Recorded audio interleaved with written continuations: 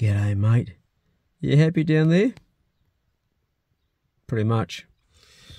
Hey brothers, and the occasional sister. I said I'd do 2 videos a day, and that's exactly what I'm going to do.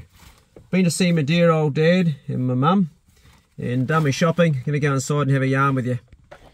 It's Sunday, it's Labour weekend, and it's the first weekend I haven't gone hunting since hunting season. I just didn't feel like it. I felt too rooted after all the work I've been doing around the place, mostly on the houseboat. And it's cool enough to go hunting now, but I'm probably not going to go. It's a bit late. I said to you guys I'd have maybe a carry on from my last story. But before I kick into that, that's a story about Mike, which is the guy that I met briefly at the service station when I was coming back from a hunt with my girlfriend at the time and my TDC on the truck, and I pulled up beside him and he had his quad bikes and his gorgeous trophy wife and his 2 boars, and she looked down on the nose, and I actually ran into him later on. But that's a story which I'll bring to you a bit later on in this vlog. The very last pickled onion. Who likes pickled onions? I love them, eh? I mean, look at that sucker. Isn't it a beautiful thing? I'm growing my own pickled onions. Well, I'm growing onions that aren't pickled, but I'm growing my own onions that I'm going to pickle.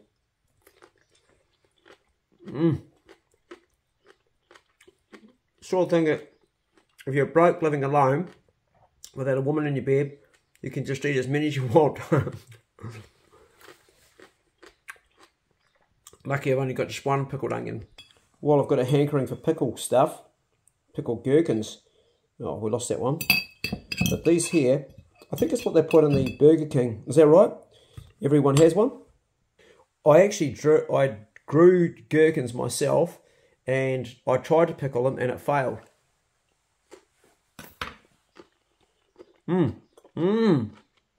That's good. They are really crunchy and got that tang. I used to love them in burgers. I'm pretty sure it's Burger King, correct me if I'm wrong, that had them in it. Oh God. I really miss hamburgers, but hey, I can imagine all the other flavours around this. So, I'm going to be 60 in February next year, and I always wanted to have a V8 Toyota Landcruiser.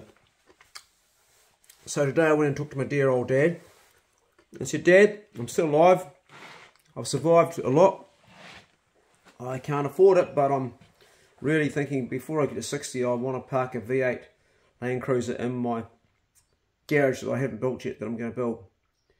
And he said to me, son, don't be crazy. Electric's the way to go. I was like, electric? He said, it's the way the world's going.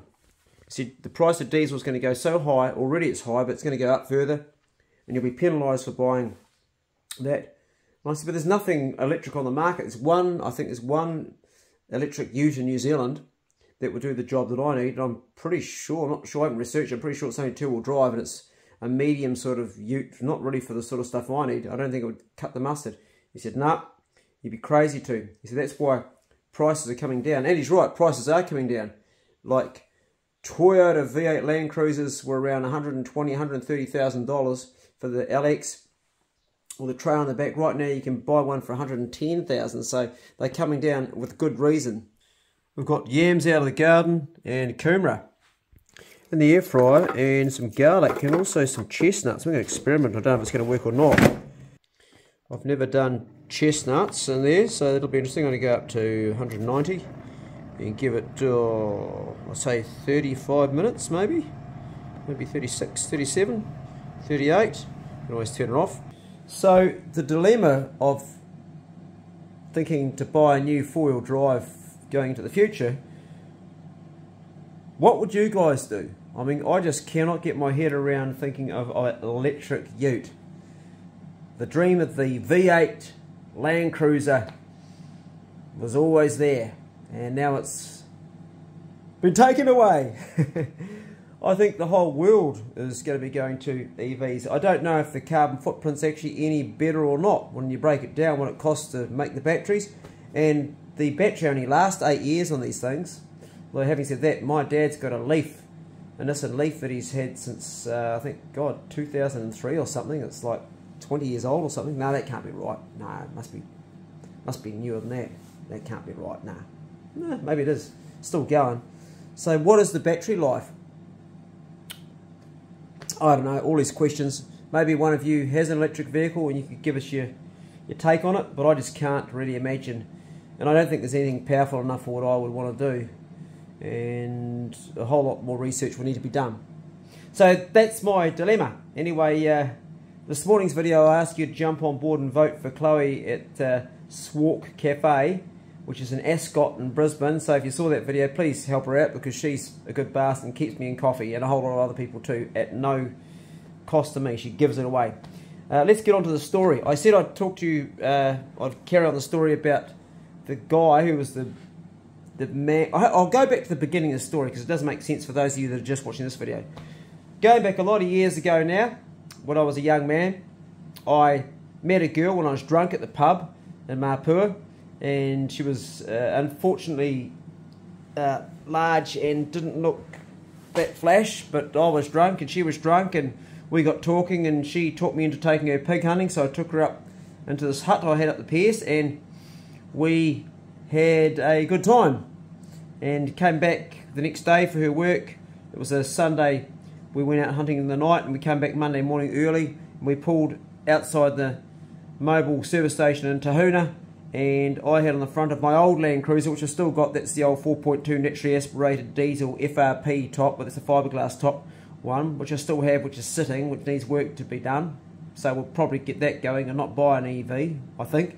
But anyway, that's another story. So we pulled up, and beside us, I think it was a big red ute from memory, but definitely had big shiny red quad bikes on the back of a trailer, and on his dog box he had two big boars. One was bigger than the other one, both pretty good looking boars, and I had an old titty sow strapped across the front. At first I thought I was driving my Holden Kingswood, but it actually wasn't. I remember it was definitely was the old, no, it wasn't that truck, it was the LX. I had the LX 13BT engine Landcruiser, which I gifted to my mate Kev. That's what truck it was. First of all, I think when I was telling the story last time, but it's going back a lot of years. No, it was that there, so I gave that to my mate. So anyway, long story short is, I was driving through there, and my unfortunately overweight, she wasn't a girlfriend, she was just a date. She was in the seat, completely dribble going down here, out for the count, hadn't had any sleep, and I saw this blonde girl come out of the servo. I didn't really need gas. I did a Yui because I just was fixated on her because she was absolutely beautiful, and went back around, and as I pulled up I saw the chute parked with the two boars in the dog box and a couple of dogs in the back. I think they might have been Lockley pig dogs, and this gorgeous woman got on the ute and she stubbed me straight away, and the guy looked down at my titty sow and on the front of the ute and kind of smirked, and that was it, and I thought I'd never ever see them again, but I did. 3 years later, I was going down Old Coach Road, because there used to be the odd pig through there. You weren't actually allowed to hunt it, but I used to sneak in there and grab a pig occasionally, and I was going for a hunt, didn't get anything, and I was on this track, and I was, when you see a beautiful girl in a certain place, well, a lot of men will remember that woman. If you see a woman who's really striking, maybe not every bloke, but to me, it's just like, it really stood out, and I never forgot her. So when I was out in the middle of butt-fuck nowhere, going down Old Coach Road through this forestry, and this gorgeous girl covered in mud, in a sort of pair of overalls and not much at all really, unzipped down to here and looking absolutely, I straight away, first of all, thought, holy shit, beautiful woman in the bush, and secondly, I know you. And I recognised her, and I remembered that she was the same girl that was sitting in the ute 3 years earlier that had snubbed me when I pulled up that morning beside her. So that's where the story fits in. This story doesn't go anywhere great, by the way. I just wanted to tell you that's where I saw her again. So she comes up to me and she goes, oh, can you help me? And I was thinking, can I help you? Yeah, I can help you, all right. And she says, oh, look, we really need some help. And then she said, we. And I thought, oh, what if she's with a boyfriend? I was hoping we meant she might be with another girlfriend. So I said, yeah, and I can help you. And she says, it's down here. And I said, well, jump in, I'll take you. She said, oh, don't go down there, you'll get stuck. I said, I'm not going to get stuck. This beast doesn't get stuck. So I went down there, and there was her boyfriend, the same guy that sort of smirked at me when I'd seen him 3 years earlier at the mobile service station in Tahuna with my titty cell on the front. He was really well and truly stuck. What he'd done is he'd tried to go sort of down the side of the culvert and half up instead of just going straight through and ploughing through. And what he'd done is he'd just gone right over and his truck was filled up with water and he got completely stuffed. So I got a winch on the front of my truck and I said, I remember you, mate. I saw you 3 years ago outside the mobile service station. You had a couple of bores on your truck. And he goes, oh yeah. And I don't think he remembered me. So anyway, got the winch out, towed them out. I put my truck, the nose up to a big pine tree, so otherwise it was just going to drag me in. Put the winch on, pulled them out, rescued them, and drove home alone. His name was Mike. I met him all that time later. But that was the sort of funny how you remember that. I remember that woman particularly, and yeah. Not a story with an amazing ending, just something I said I would tell you guys. I would finish off. Anyway, short yarn.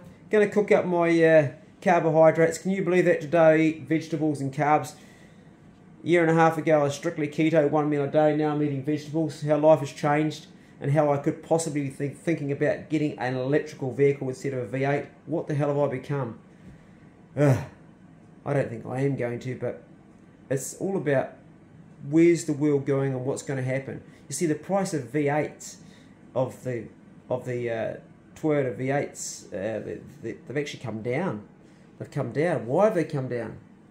People are getting wise. They know it's going to cost more to run. Diesel's going to go up, and eventually you've got to pay so much, like $6,000 clean air tax, and then you've got to run that DPF on them, which is horrible, which burns off the carbon every like 300k or something, and then you've got the EGR valve which clogs up the manifold. There's so many things now with the catalytic converters and things. The idea is starting to wane a bit, and I'm starting to think maybe I need to rethink this. Maybe just keep on driving my ute for another 10 years and not have that dream come true. Maybe, I don't know. So many maybes. Anyway, brothers and the occasional sister, check on a brother. Thoughts below on EVs and all the rest of it. Yeah, thanks for hearing us out, and I'll see you in the next Bro Check Club video. And I'm really interested in your thoughts on electrical vehicles. I really am. What do you reckon?